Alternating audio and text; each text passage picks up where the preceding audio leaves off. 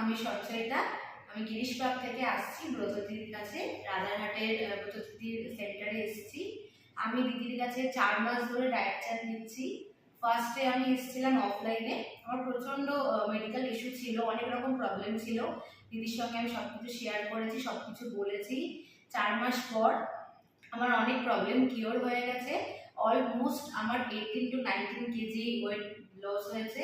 আমি ভীষণ ভীষণ ভীষণ খুশি দিদির জন্য। দিদি এত ভালো ডায়েট চার্ট দেন, ভাত রুটি চিকেন মাছ পনির সয়াবিন সব কিছু খেয়ে আমি এতটা ওয়েট লস করেছি। হ্যাঁ, তার সঙ্গে সঙ্গে একটু ওয়ার্কআউট করা, একটুখানি হাঁটা, সব কিছু প্রচণ্ড দরকার, দিন এত ভালো রেজাল্ট হবে।